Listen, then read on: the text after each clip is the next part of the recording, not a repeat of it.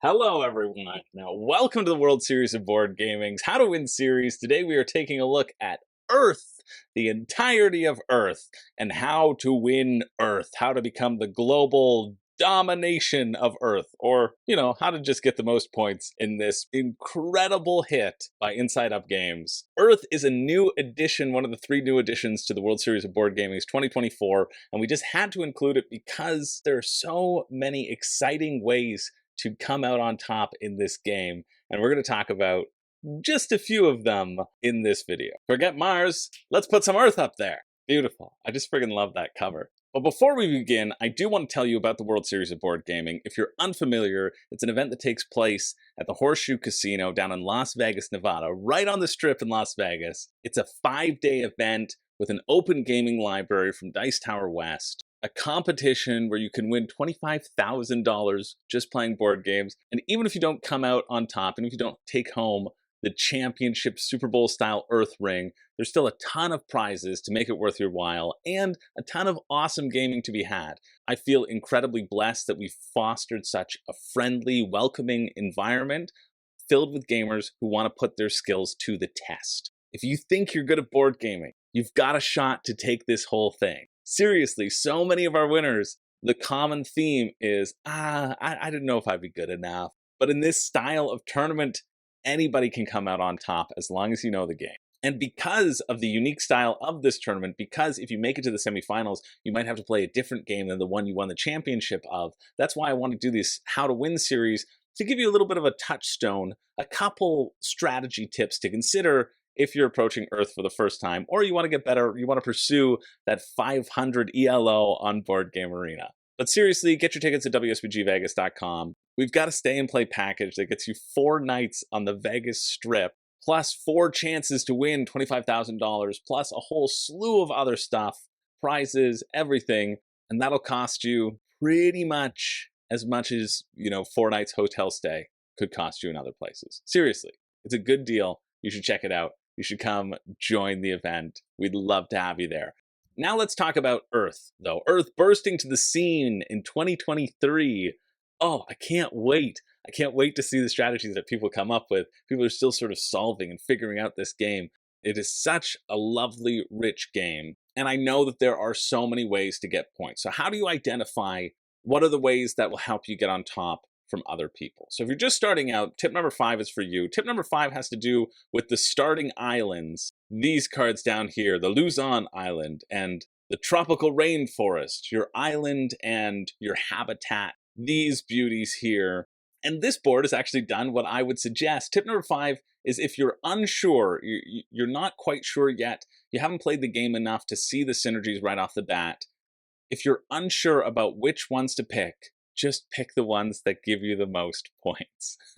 Really, all these islands will have a varying level of points and efficacy, and they'll give you a little bonus action that you can start basing your synergies off of. But you'll be able to build your synergy through the mounds of cards that you're going to end up sifting through throughout the game. And so you don't necessarily have to stress out too much about this because everything is designed to get you points. Starting with the Luzon Island, that's a pretty great island. You get 10 points right off the bat. You're 10 points ahead of somebody else. And here, over here, this looks like a 7 for the tropical rainforest. That's 7 points ahead. You've also gotten symbols that interact with each other, symbols that are the same symbols if you want a second thing to look for with that initial placement. But rather than looking at the ability and looking at the text, shift your view a little bit and just focus on the points. It's a game about points. You want to have the most of them. And you, as a talented board gamer, can probably make any engine work unless there is a obvious synergy that's happening. I now try to opt for that little point bonus because I know I'm going in with a bit of a lead. Now, tip number 2 has to deal with these goals, specifically these animal goals. There'll be 4 goals that are out there whenever you complete something in that tableau, like this owl, for example, 3+ plants with an animal in their name, right? Or 6+ red abilities. Whenever you complete that, you'll get to put your leaf on one of these things. When I first started playing the game, I only focused on those cards. I ignored everything else. I needed a touchstone. I needed a reason to move forward through all these cards, and I needed to focus, and that's what I focused on. because 15 points seems like a lot of points. If you get 15 in all of them, you have 60 points. That also seems like a lot of points. Even if you're scoring in the higher scores of Earth, and the scores of Earth being fairly variable depending upon the speed of the game, but I've scored 300 plus a couple times, and 60 of that is 20% of your total score, let's say.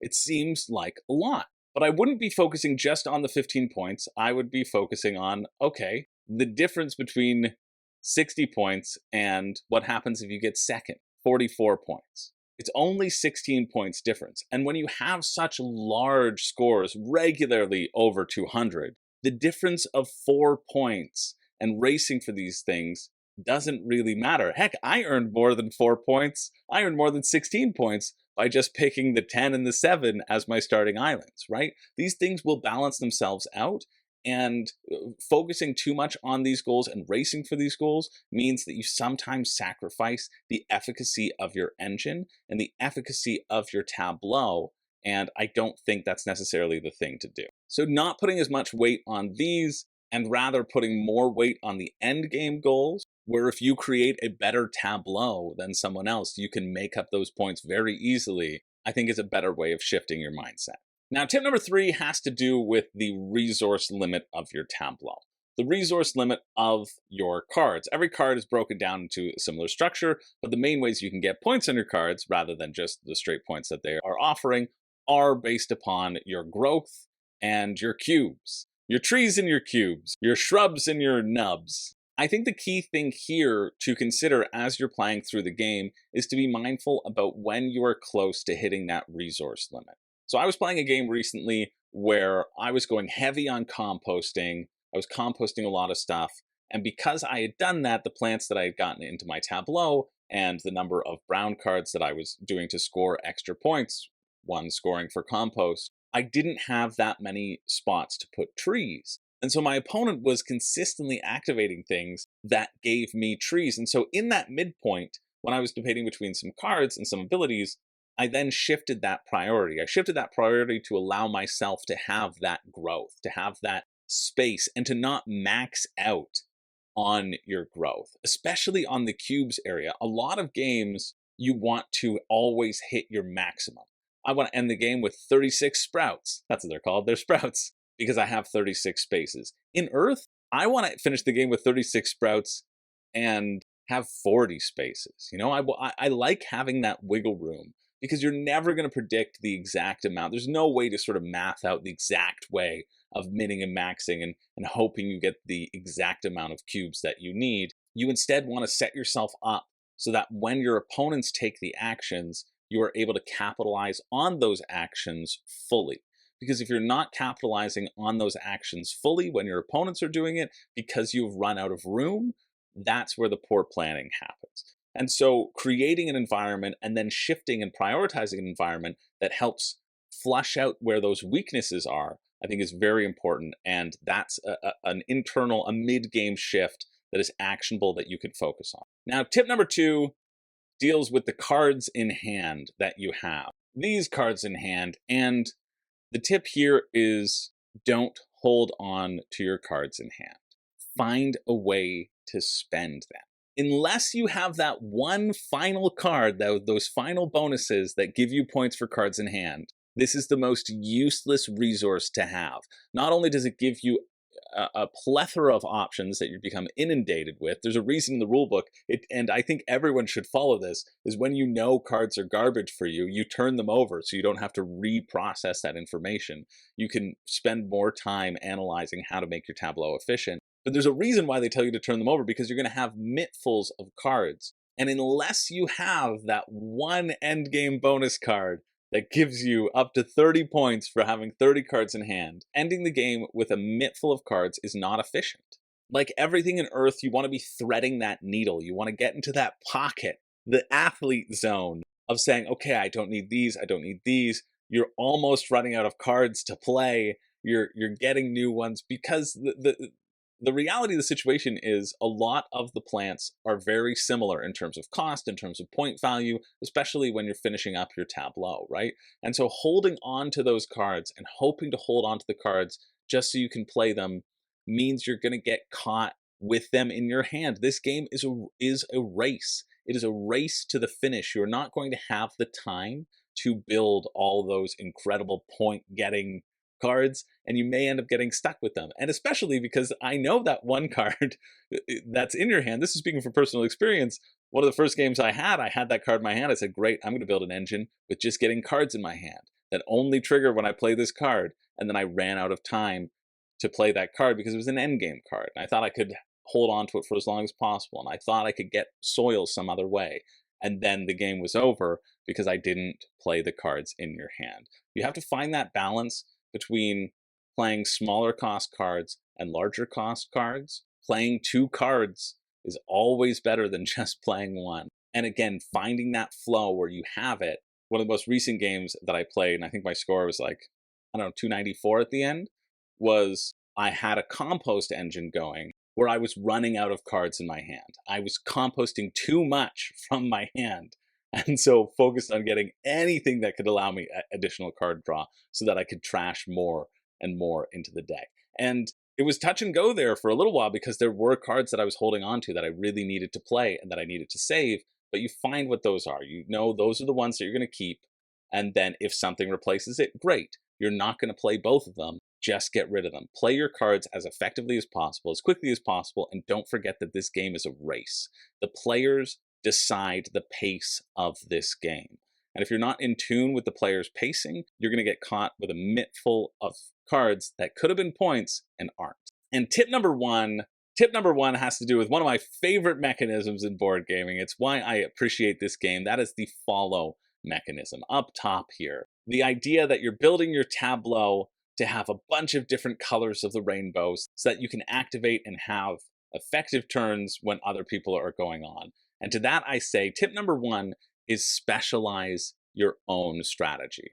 It's okay if the opponents can depend on you activating an ability if your ability is the best one of that ability. If I'm sitting in a position where anytime somebody plays the red action, I get the most benefit, that's phenomenal. Either only I'm going to play the red action and my opponents are going to be too scared to play it, or anytime that happens, you get more than your opponent, which is also a huge thing.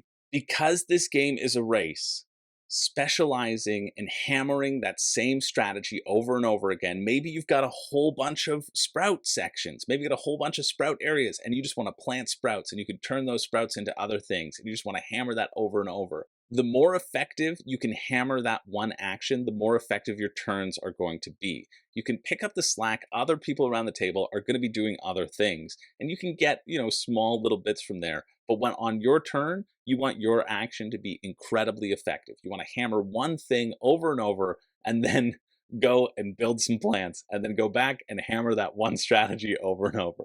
That's my number 1.